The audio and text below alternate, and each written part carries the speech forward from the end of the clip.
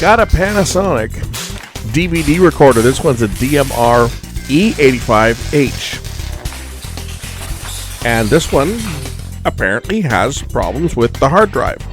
Guy brought it to me with a hard drive to put into it, and it's been to another shop. So I don't know what to expect. I'm just told it's not working. Let's see if I can get this one going. This is the Panasonic DMR-E85H hard drive and DVD recorder that was brought to me, and unfortunately it was taken to another shop first, and they gave it back to him with its hard drive removed and told him that they couldn't do anything for it. So I don't know whether I'm going to be able to do anything for this or not. I said I would take a look at it, see whether anything can be made to work. I'm not holding my breath on this one, but we'll see. We'll plug everything in. I'll put the hard drive back into it and see whether anything comes to life.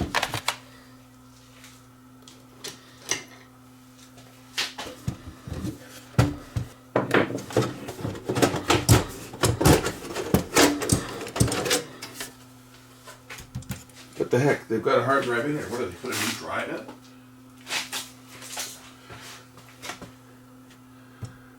There's a hard drive in here, but he handed me this and said that this is the drive. Huh. Interesting. What the heck? Now I don't know what to think. Let's power it up and see what it does, or if it does anything. He said it's dead. So when I power the unit up, it says please wait on the screen. So it does have power. Power supply starting up. That's a good sign there. No, that's not that. That's just regular TV that's firing up there. Now I hear the drive like it's firing up. The DVD drive. Will this thing even turn on? It says self-check. It's in self-check mode now.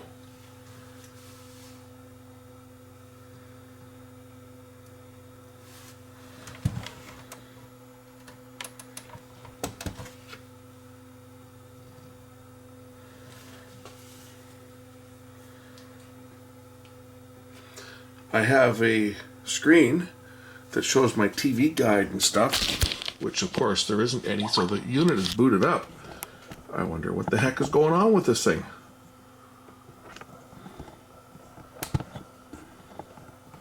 I wonder what's going on with my tripod.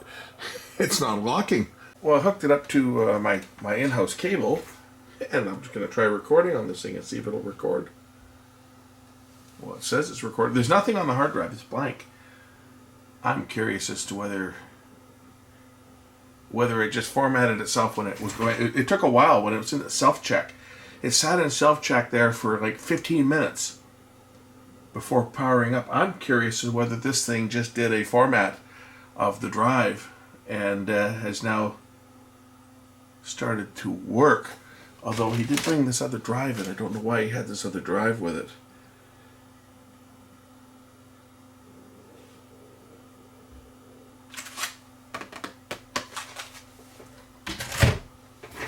Maybe he wanted me to try putting the other drive back in to see if he could get his recordings off of it. That's weird. Anyway, it seems to be working. Let me just try playing this back.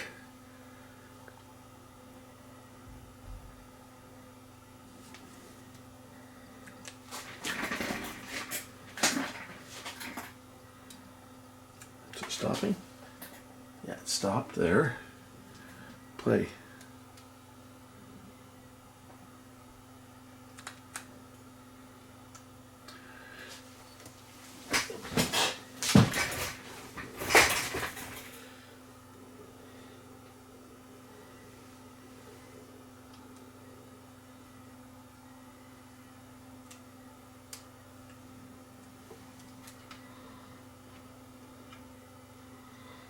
Just change this channel so that I'm not looking at the same thing. Okay, will it play back? There's what I recorded. Back to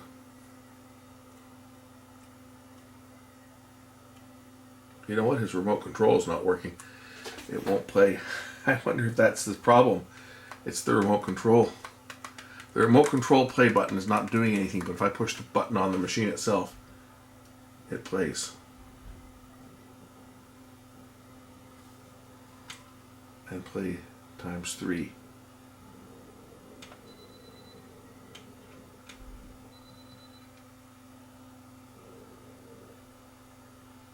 And there's fast playback times 1.3.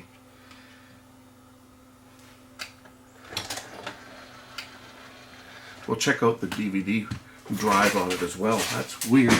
That's weird that the thing started working, because the guy told me this was totally dead. So let's try playing back a DVD. Okay, select DVD and play.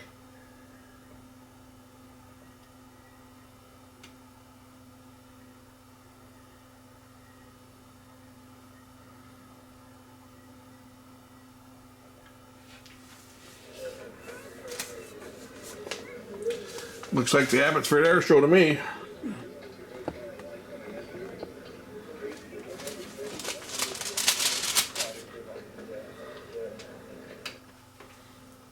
I'm going to try installing that other hard drive. Get my DVD out of here. I think I left it in there. Got it out. Okay, I'm just going to try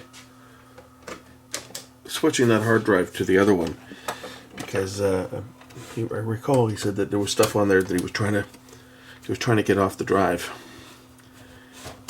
Whether that drive is going to work or not. This one's completely blank. So the hard drive comes out by just removing a couple screws, and it should lift out in a bracket and unplug. Some of these units have a booby trap in them. Once you remove the drive, they wipe the hard drive. This one doesn't have anything on it to wipe, so I don't have to worry about this. I don't know about that one. But we lift up the drive, it unplugs here. And unplugs over here. And this drive should lift out. And then there's an adapter that goes on the end of the drive here that plugs into the other drive. So we'll take out the one hard drive, put the other one in, and see whether this one will work.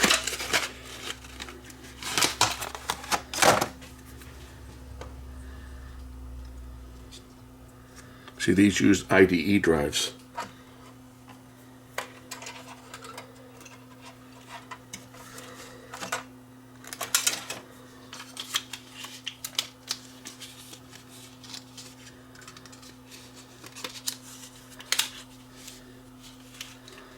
And that creates a problem all to itself. If you're trying to replace a drive on one of these things, good luck finding an IDE drive these days. I haven't seen one. Maybe they're still available, but I certainly haven't seen an IDE hard drive in, probably, I don't know, 10 years, if not longer.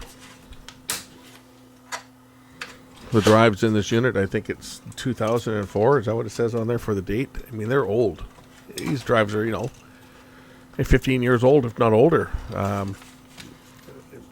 So when they fail, there may be problems trying to get a replacement for it today.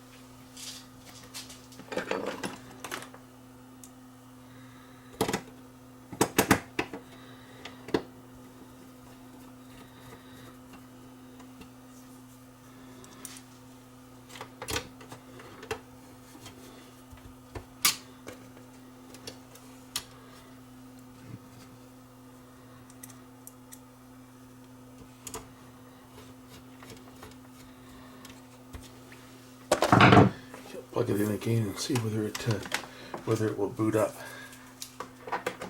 and if so, whether I can read anything that's on the hard drive. It says, please wait. Now, of course, when I say booby trap on a lot of these recorders, is they had a detection circuit that if you unplugged the hard drive, even if you just unplugged it and plugged it back in, it would immediately, as soon as it was powered up, format the drive. And I had that happen. I had that happen on one that I was working on. And I took out the hard drive to work on something under the board in the power supply. It was a Pioneer. And when I put the drive back in, all the recordings that were on the drive were gone. Okay, let's see if this thing will turn on. It's gone through its self-test. Let's just see whether I get a picture and whether any recordings are on this drive. We'll play. Oh, it says the drive is unformatted. Just power this down. I'll put the other drive back in.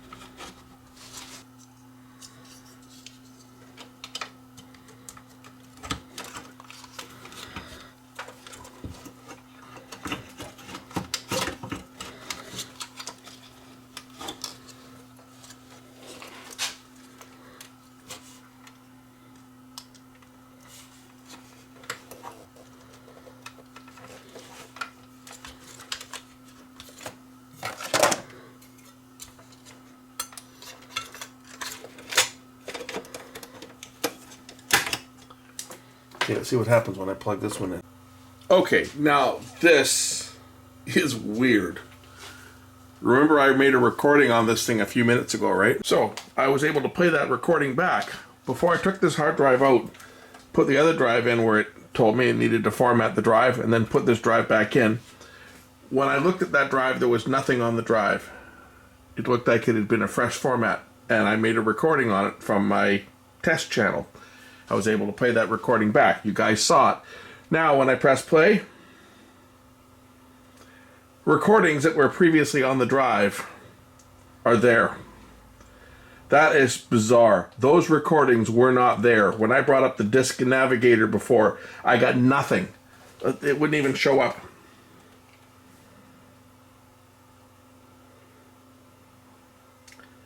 And yet, my recording is not there. Let's look and see if I can find my recording. My recording doesn't appear to even be there. Let's get out of that. I don't want to get popped for anything. I gotta go through the pages on this. This is different than mine because mine just shows you a list. It doesn't show you little title views like this. So looks like he's got Jay Leno on here.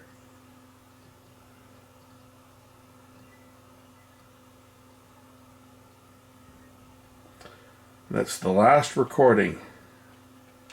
Right there. The recording I made isn't even there. Isn't that weird? This is... Alright, the recording I made isn't there. I go next, and it goes back to the first page.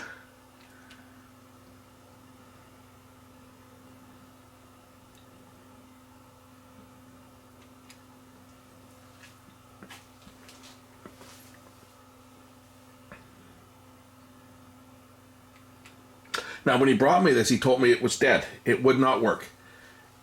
that was his complaint when he brought me the unit. He says, I can't watch any of my recordings. Everything is completely dead. I can't record. I can't copy any programs. And he brought me the hard drive, the other hard drive. I guess that drive had been changed at one point, or that's a new drive.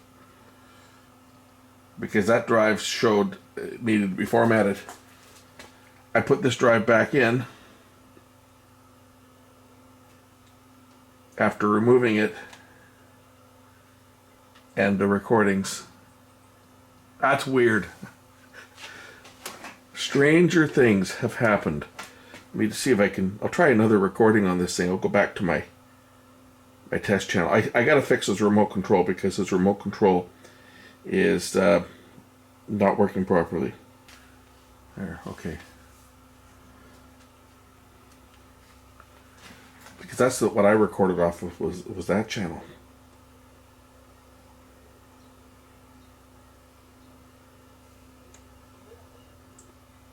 Yeah, that button works.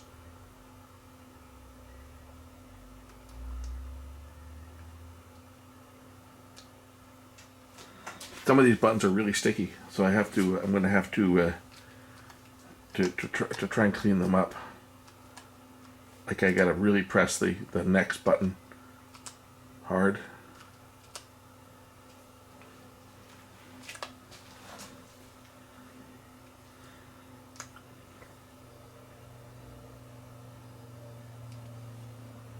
Gonna hit record here and let's record for a minute and see whether it's still there when I try to play it back.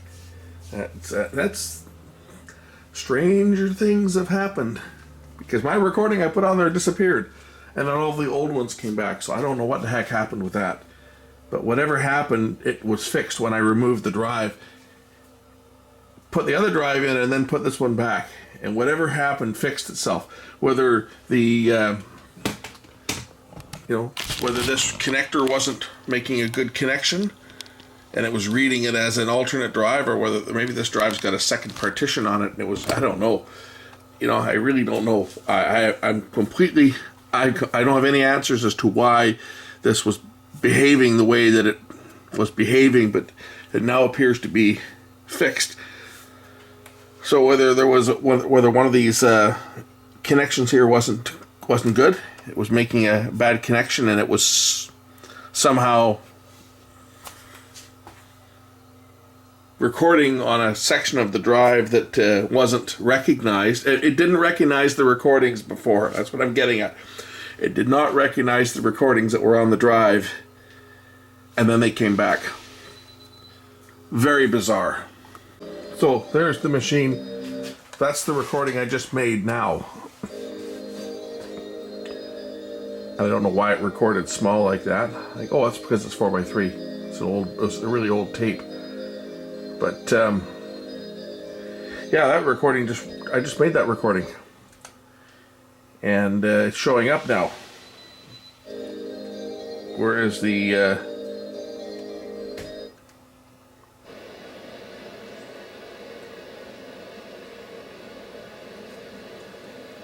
hit record again.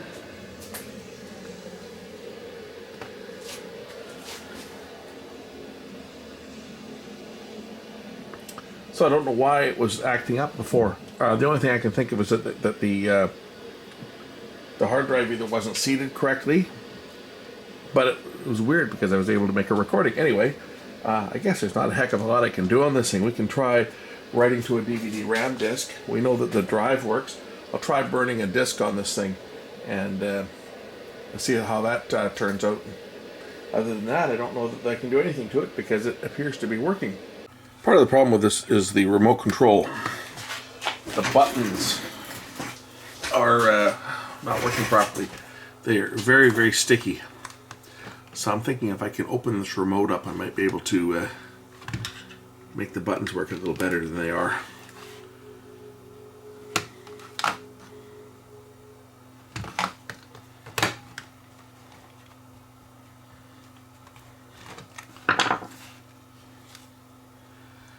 Most of these remotes should just pop apart.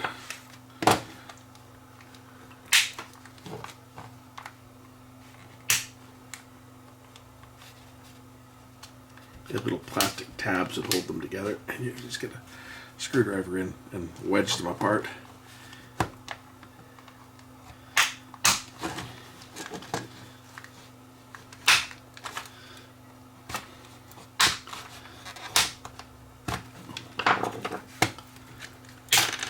There we go. Okay, remote is apart. Now I'm going to clean up the oh yeah, these pads look like I'm going to clean up the rubber. I'm just going to wash this with soap and water, clean this up. Same with the board here. We'll get this cleaned up, and hopefully that will improve the performance of the remote itself.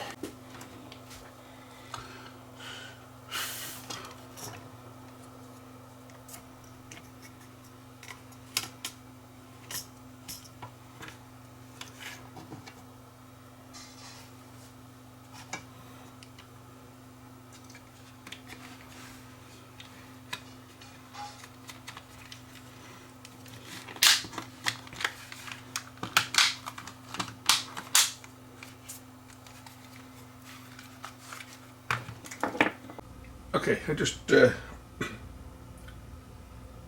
made a recording, a couple recordings actually, and here it is, first one I made.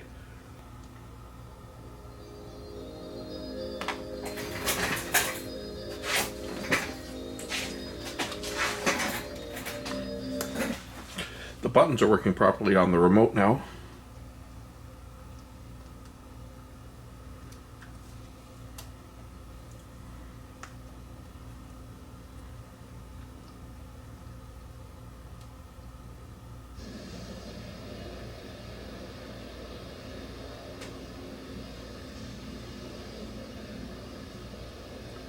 We'll try making a DVD-RW and see whether it'll transfer stuff over, and that'll test out the drive, and if that's working, then we'll send this one on its way.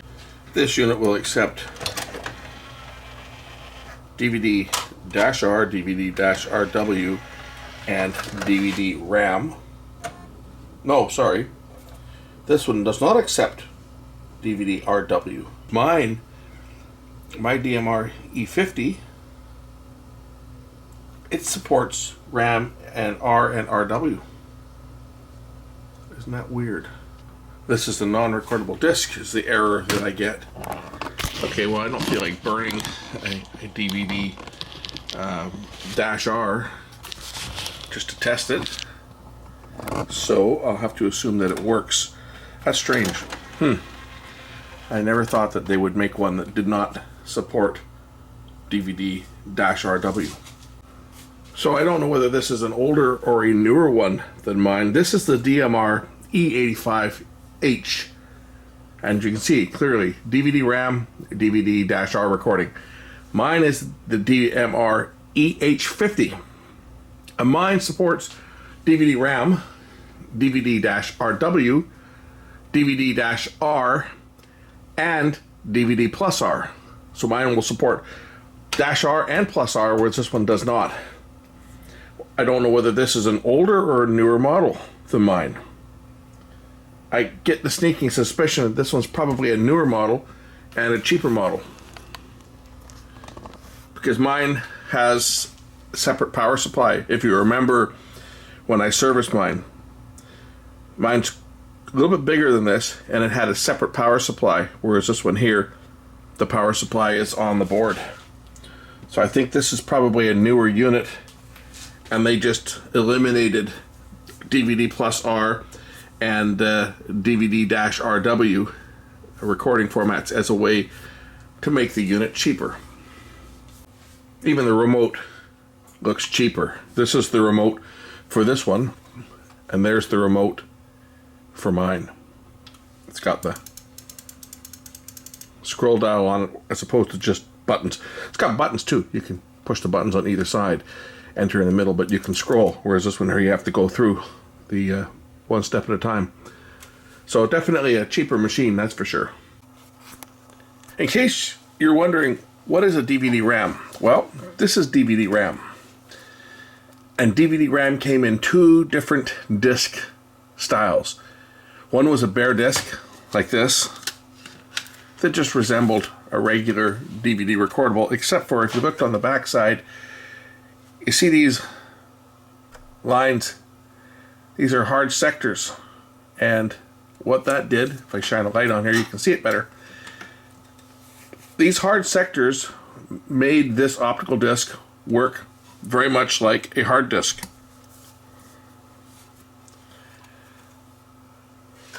You could read and write simultaneously onto one of these discs.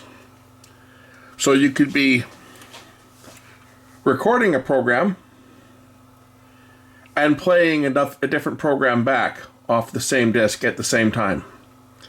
Or you could rewind what you were currently recording, or pause what you're recording, and then pick up, continue playing back while the recording continued. So they operated exactly like a hard drive. They came in two disk types.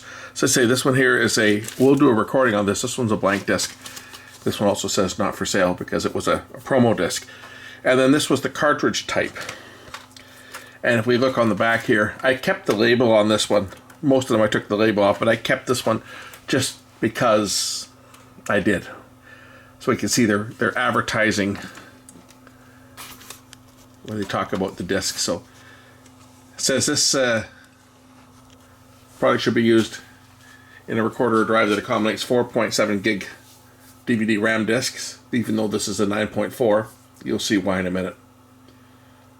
It's formatted for video recording, and it says images can be recorded and played back in real time to a maximum transfer rate of 22 megabits. So in other words, you could be recording 11 megabits and playing 11 megabits at the same time. DVD in the 1 hour mode was 10. So there was no problem doing that. It says high-speed random access for recording and playback, high reliable disk structure, and it kind of gives you a little cross section of the internal layer. And, you know, it says here, newly designed cartridge for easier disk removal. And yes, this is a cartridge.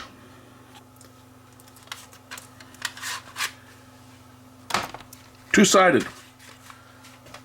4.7 gigs side A, 4.7 gigs side B. And what they mean about removing the cartridge is you could remove the disc by just opening up the cartridge,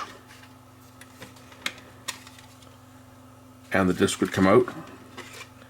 And now you had a two-sided disc. This was so that if you had a DVD player, many of the Panasonic DVD players could play, not all, but a number of them. I have one, it's kicking around here somewhere. They could play discs that were recorded on DVD RAM, but they wouldn't accept the cartridge. So you had to remove the cartridge for that. This recorder here should accept a cartridge. Pretty sure this one accepts a cartridge. Cartridge just slips in like that. It opens up the shutter and loads the disc.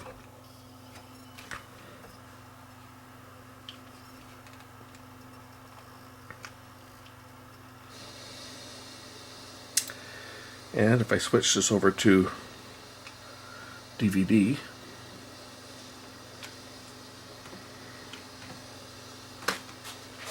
DVD or hard drive. I'm on hard drive. Let's go to DVD. Gotta wait for it to finish loading. There should be something recorded on this disc.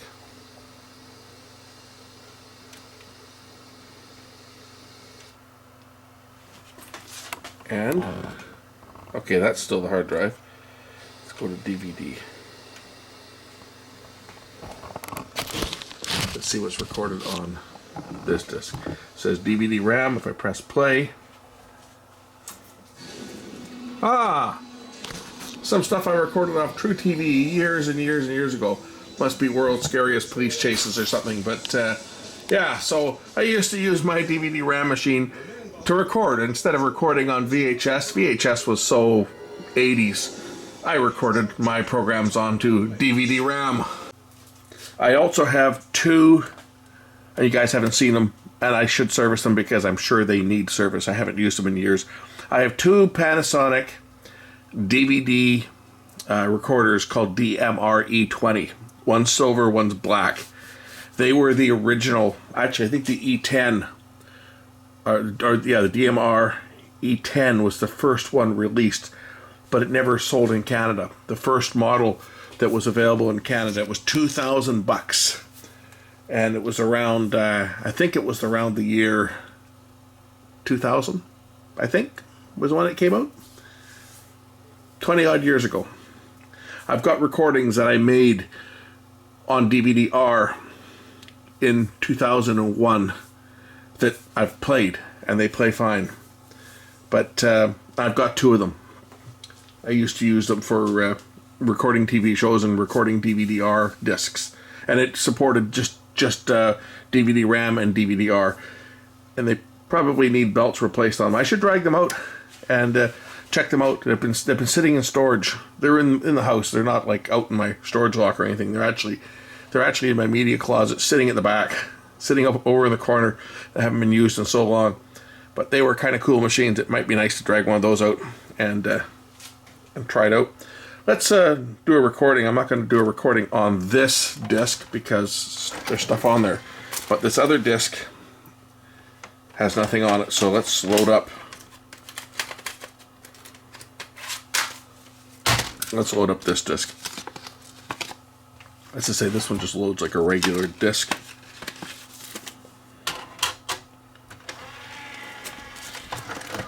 And I'll do a dub from the hard drive onto the optical drive on this, and we'll see how it performs. Once it's ready here, I can go through the menus and set it up to make a copy. Okay, the process to do this, I hit the functions button, if I'm not mistaken. There we go. And I'm going to go down to dubbing. It's going to go hard drive, destinations DVD. I'm going to go down to create the list because there's nothing here yet. And I have to give it something to record. So I'm just going to pick something that I recorded today.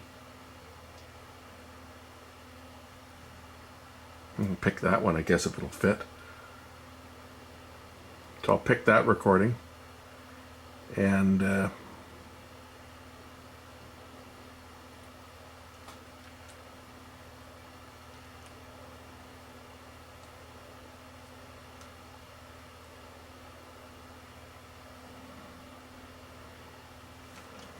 hit return. Oh, I haven't put anything in there yet. I'll try that again. New entry. I thought I picked it. Let's see here. Is it too big to fit? It might be too big. It might be too big to fit. Oh yeah, too big. That's why. It's 5196. That's why it wouldn't record. Because I just put this thing on record, went and made my dinner and had my dinner. But I think this other recording I did earlier is going to fit. So this one here, number 42. It tells you the size of the file, right? So this one here is there, 1625 megabytes. We'll do this one. So I'm going to click it. I'm going to click next. Creating a dubbing list. There we go. And then I'm going to go back to start dubbing, and I'm going to click the OK button or the enter button. And it says, do you want to continue in dubbing mode? Yes. So now it's going to start the process, and it's going to dub this at high speed, so it's not going to take that long. And once it's done, I'll be able to play that recording back from the DVD RAM disc. You notice here it says press enter to record or play. Dubbing will continue unaffected. So while it's dubbing the contents from the hard drive to the DVD RAM disc, and do it to DVD-R as well, but while it's dubbing, you can go back and you can watch programs or record to the hard drive, and at the same time you could go back and start recording something off TV, off the tuner or off the line input, and I'd be playing something back, and it will also continue to dub. So you just have to hit the enter key to switch back. So we'll just dub this program and we'll play it back, and then I'll maybe do some editing to it, like break the program up into multiple small files. You can edit, right, because it's a rewritable disk. Now that the recording is finished, if I go over to the DVD drive, the DVD drive, and I press the play button, it'll play my recording back.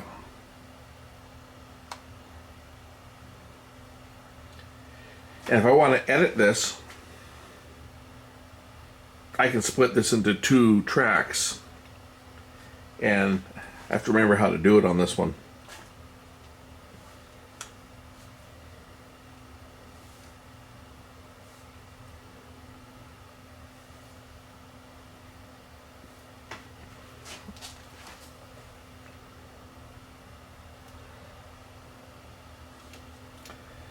Submenu.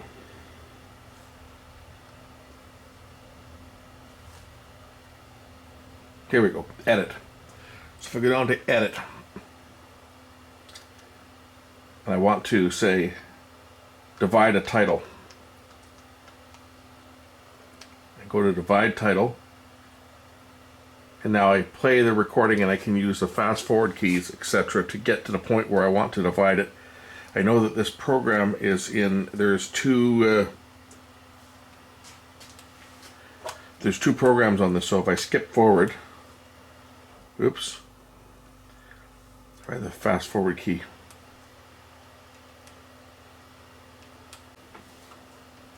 And that's how I do it. So I can go forward at fast speed. There's a section on this recording where there's 2 shows put together, so I want to separate the 2 of them. So I'm just gonna, okay, here we go. So now I'm going to go back a bit. So I'm going to press the reverse button here and go in reverse.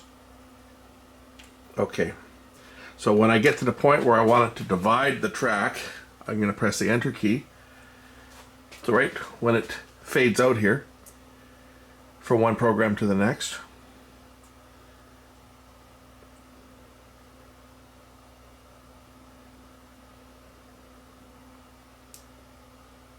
it comes up with Sony's logo. This was a Sony demo. It was a beta tape. And then I'll hit divide right now. So now I've just divided the track, and I'll select exit. And it says, once divided, titles cannot be recombined. Yep, I know, divide. Now dividing title. Now if I wanted, I could trim a segment out as well. And there's now my 2 titles. Second title. If I press play, it'll now play that second title. Kind of neat that you can do that. And if I wanted to, if I go into my menu here, say I want to take out for example, if I want to shorten a title, go back to this one, the first one here.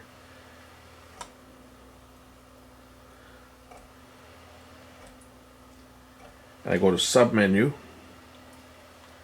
and I want to shorten a title. I'm going to go to edit, and here I want to say shorten this title,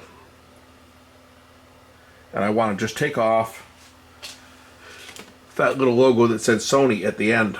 So if I skip ahead to get to the point where I want to delete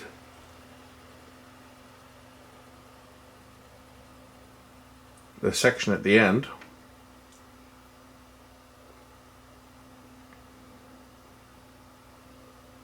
okay, so I want to take this part out. I want to take out the part where it says Sony.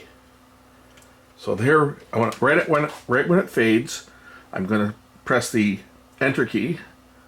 This will be the start of the segment to shorten. So there's my start, and then I'll let this part play. As soon as it fades out, I'm going to hit the enter key again. There, I'm going to take that out, and it says after Erasing. I'll have 1 hour and 12 minutes remaining. Erase. Now it's shortening the title.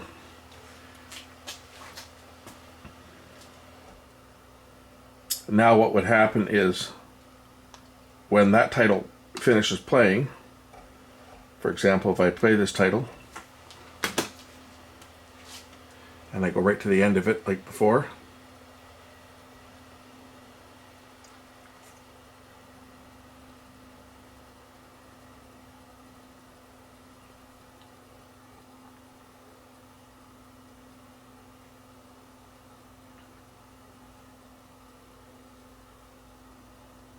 okay, as soon as it fades,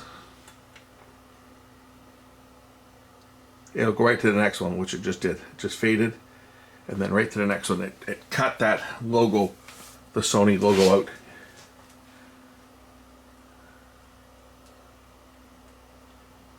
If I go back,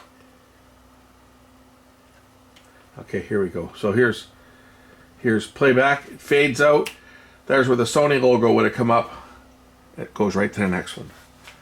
That's kind of some of the cool things you can do with DVD RAM. So it was a neat format. Panasonic were really one of the only companies that supported it. I think Pioneer had it, and I think even Sony had it on some of their recorders. But it wasn't really widely accepted. It was kind of an obscure format. But it's cool. For those of us that were early adopters of DVD recorders and DVD RAM recorders, we didn't go back to using tape.